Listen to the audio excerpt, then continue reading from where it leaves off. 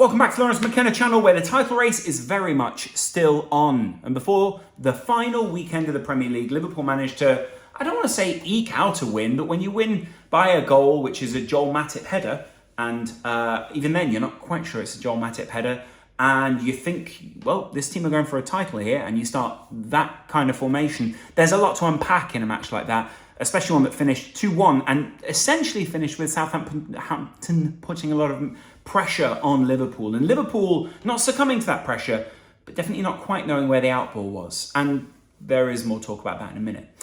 Let's start, though, with Liverpool's team selection. Jurgen Klopp has always spoken about the fact that games are played too close together. They drive teams insane, and they also drive teams to within that far of more injuries. And even though they're rotating players within the team, Liverpool still have more injuries tonight. And some of them might be because of long-term injuries, which were sustained, by the way, through relentless amounts of games. And the other might be through tension, might also just be through wear and tear throughout a season. You feel sorry for Joe Gomez going off. You feel sorry for James Milner, who looked like he was just getting it throughout the night.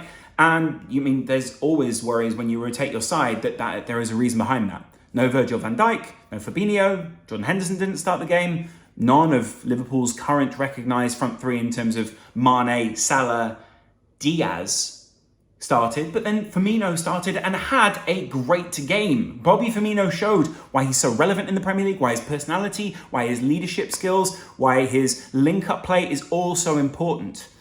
And you know what, with the team that doesn't have the kind of chemistry that maybe the other Liverpool side has. By the way, I still think Liverpool have made hard work of some things more recently, but that's a whole other conversation come the end of the season.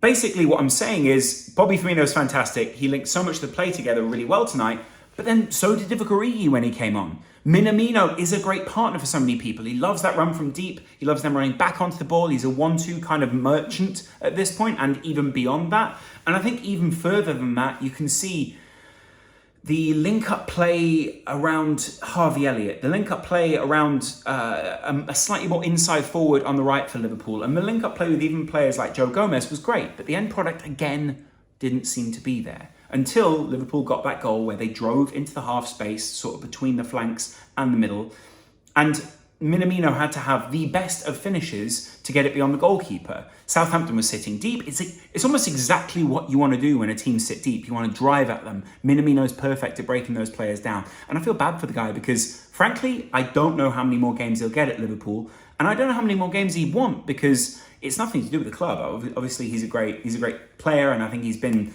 fantastic. I think he's had something like 26 or 29 performances and 10 goals in the time that he's been here. £7 million, and always a great attitude, always spoken about as being a really good trainer, always spoke about as being someone who's fantastic to be around within the squad.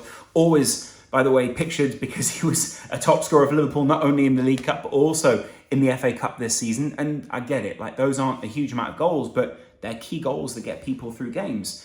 It's squad players like this that are the reason Liverpool are competing on all four fronts, and the reason that Liverpool eke out games sometimes as opposed to an absolute dominant performance. They can't afford doubling up like £40 million players in every position throughout the season. I don't think many teams can. I don't even really believe that Man City can, considering some of their investment in certain areas. But when you have a good trainer, when you have tactics which the players are clearly very familiar with and made look quite pretty tonight, actually, then someone like Minamino can slot in a lot easier. Of course, it was kind of a bit of a return for Bobby, and it was also interesting to see how Jota and Bobby got on, because I think very often Jota takes up some strange positions which seem very effective and almost blunt his goal danger, but actually really play into how the team play. You're looking for a lot more assists, you're looking for a lot more link-up play, you're looking for a lot more driving play, all these kind of things. I love that. I think it's great, and it shows such a sense of self-sacrifice out on the pitch for him, which, you can't fault that when you're going for a title. And, I know Liverpool will still need certain kind of points, but it just makes things exciting, right? We're in a position where we're still on for the title come the last day of the season. And I get it, clearly there are a lot of injuries. Clearly there is exhaustion within this team. Clearly they're trying to preserve players for the Champions League final because obviously that is their better chance if you obviously Don't count the fact it's a one-off game is what I'm saying, where you've got an opportunity to win something special, as opposed to a one-off game where you're relying on someone else and you don't have influence on that result. No doubt Jurgen Klopp and everyone at Liverpool will have been swapping notes with Steven Gerrard this week. Try this, do a little of this. I would have been interested to know what the conversation ratio was like between Gerrard and Klopp. Whether he was texting him, who was texting who, whether there were people reaching out behind the scenes at Liverpool. We have great analytics afterwards.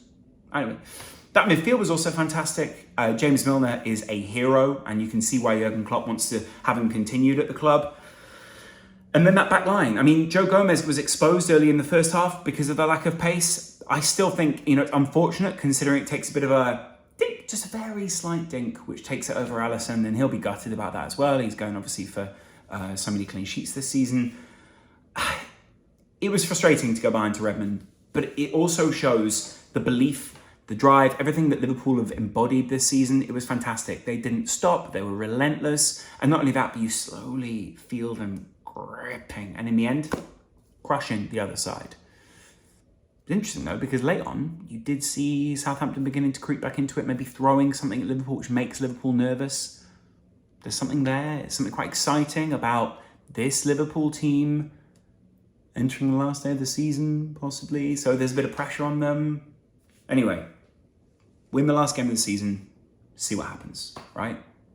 I'd imagine that whilst we in Liverpool's camp are going, maybe Gerrard can get something, which, by the way, seems super unlikely considering his squad, most people's record against City this season, and the fact that it's pretty much in City's hands if they win it. So I'd imagine they're going to go out and do something crazy. We're hoping not for another Aguero moment, but maybe a Divock, or maybe just that Liverpool try and demolish the opposition.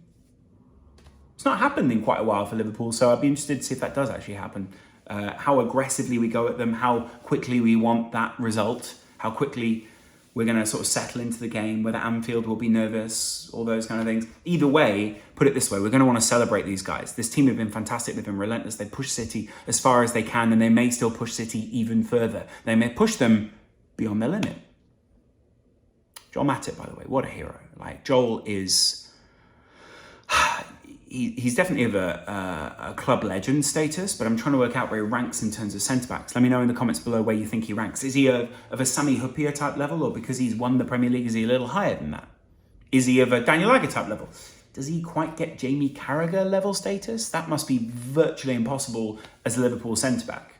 Maybe Virgil van Dijk. By the way, I don't want to skip over it. Southampton were admirable tonight, the way that they put up a fight, and I also think there are questions over how much longer it can continue like this. Southampton are a great institution of a club. Obviously, they don't get the respect I think they deserve in the Premier League. And I think a lot of people, they sort of fall out of their minds because they have never quite pushed in recent years. And that's kind of my point, is a couple of years at this club, what's Hasenhüttl taken them from? Almost relegation to possibly not relegation? Is that good enough for you Southampton fans? Can they do better with more investment? Is it about investment? Is it about squad? What is it? Should this team be pushing even further with the likes of Broja in the side, with the likes of Redmond in the side, with the James Ward-Prowse types? Is it that back line that's letting you guys down? How are you guys feeling at this point is basically what I'm saying. And how do you Liverpool fans feel about Southampton? Is there anyone you'd like from that squad? Anyway, Jurgen Klopp was clearly frustrated, and sometimes there are these conspiracy theories. You feel like things are going against you. Even I am subject to those things. Even though I'm analysing a game, I'm looking at it, I'm analytical, I'm literally having to do these videos, and I'm like, you know what? I know that there isn't a conspiracy against Liverpool, but there is a reason why Martin Atkinson isn't given these decisions. I don't know what it is, but he didn't. Can't be frustrated about that. We've got 2 more games this season.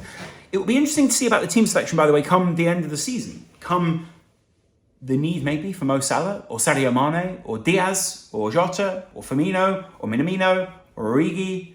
Wow, we have a really interesting frontline selection to make.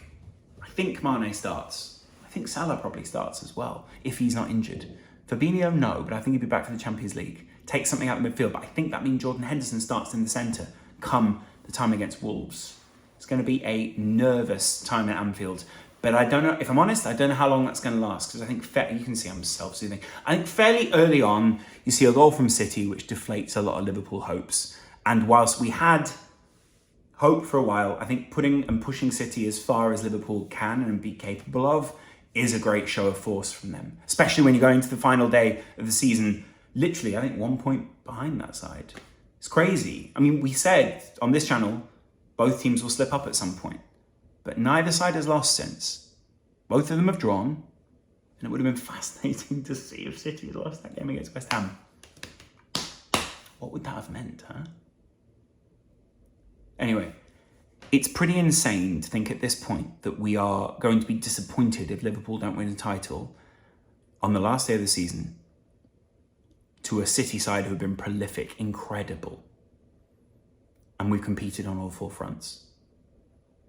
So go into this game with the most positivity, with a brilliant outlook in terms of how this team is forming, how this team looks. We're in Klopp 4.0 at this point, maybe going into 5.0. There is such hope for the future. There is so much more, but the now is fantastic. The now is great to be in as a Liverpool fan. Man of the match for me, Firmino.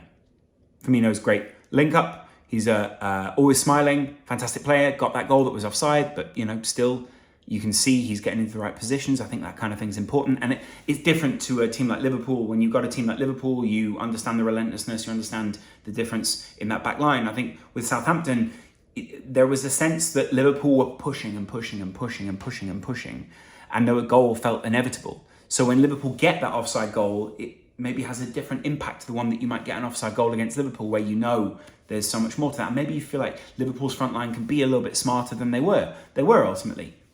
Minamino. Anyway, this has been a great season. We're going to the last day of the season, still very much in the title race. We rely on Steven Gerrard, Coutinho, Ings, McAllister? Who else is in that side? Surely there's someone else from Liverpool I'm missing, probably. Anyway, we're relying on those guys at this point to go out there and get a result while Liverpool do the same. But it's games like this where Liverpool grind things out, where we see that the squad has harmony, understands its positions, understands its roles, understands everything that Liverpool need from them this season. And you know what? The play was slightly different. There was almost more like a 4-4-2 style shape. It was 4-3-3, but Harvey Elliott was quite wide and then Joe Gomez was overlapping. I loved that. I love that when this team come together, it's not about just fitting other pieces into those holes around the team. It's actually about going, okay, how can this team play best? There was a lot more short passing. There was a lot less crossing in the same way because they weren't aiming for the Manes, the Salahs, the Jota in the same way. There was a bit more running. There was a bit more ball on the ground. It felt different for Liverpool. What a season. Just a couple of days, and who knows? I'm just saying, we might as well start this ball rolling now. Do we maybe win it? Is there a feeling? Have you got a feeling? Let me know in the comments below. Have you got a feeling as well? I got a feeling. Woohoo! Thanks, Will.i.am. See you guys later. We're still in the title. Enjoy it.